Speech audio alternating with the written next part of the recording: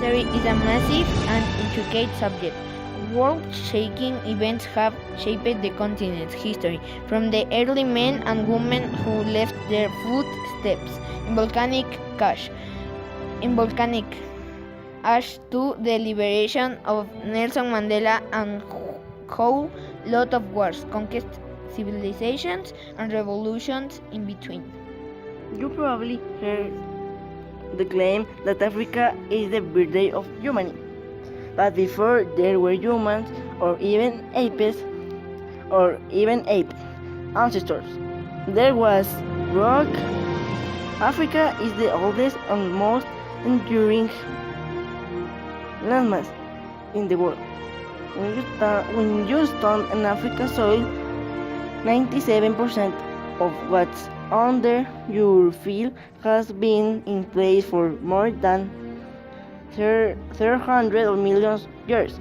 During that time, Africa has seen pretty much everything from proto-bacteria to dinosaurs, and finally, around 5 to 10 million years ago, a special kind of ape called Australopithecines that branched off, but rather let go of the branch and walked on two legs down a separate evolutionary path. Homo habilis around 2.4 million years ago. Homo erectus some 1.8 million years ago. And finally, Homo sapiens around 2,000 years ago, around 15,000 years later, somewhere in Tanzania or Ethiopia, a woman was born who has become known as mitochondrial Eve. We don't know what she looked like or how she lived her life, but we do know that every single human being alive today is descended from her, so at a deep genetic level, we are still Africans. The break from Africa into the wider world occurred around 1,000 years ago, when a group numbering perhaps as few as 15 people migrated out of North Africa along the shores of the Mediterranean and into the Middle East.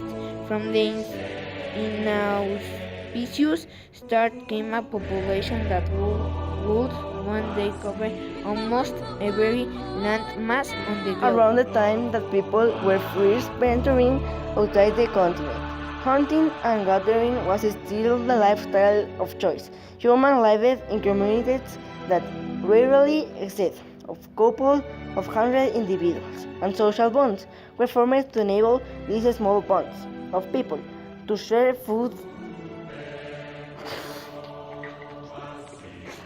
resources, and cooperatively. With the evolution of language, these bonds blossomed into the beginning of society and culture as we know today. First moves away from the nomadic hunter-gatherer way of life came between 14,000 BC and 1500 BC, a time when rainfall was high and the Sahara and North Africa became verdant. It was in this green and pleasant land that the first farmers were born, and making learned to cultivate crops rather than following prey animals from place to place. By 2500 BC, the rains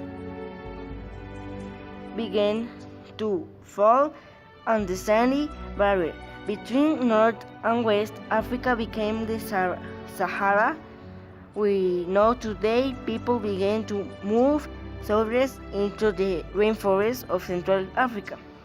But by this time, a group of people speaking the same kind of language has come to dominate the landscape in Africa. Technology south of the Sahara, known as the Bantu, the population grew as they discovered iron, smelting technology and developed new agricultural techniques. By 100 BC, Bantu peoples had reached East Africa by 1300. They were leaving southern Africa, and the age of the African empires has The begun. first European visitors to Africa were content to make brief forays into well-fortified coast settlements. But it wasn't long before the thirst to discover the unknown interior look hold.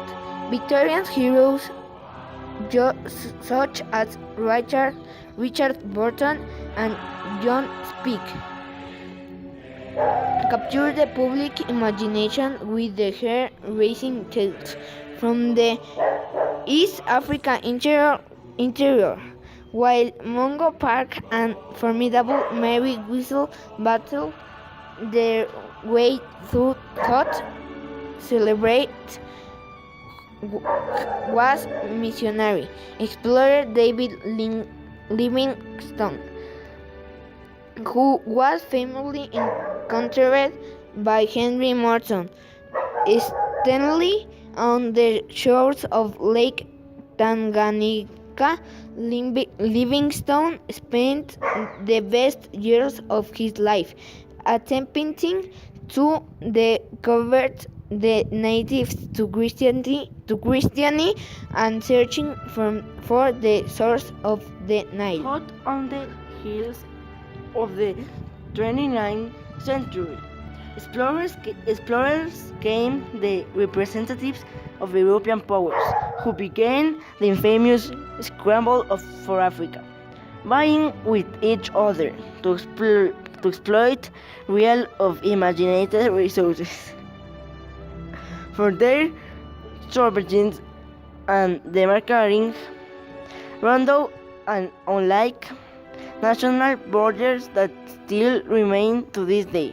At the Berlin Conference to 1884 to 1885, most of Africa was split neatly into colonies. France and Britain got the biggest swathes, with Germany, Portugal, Italy, Spain, and Belgium picking up bolts and pages.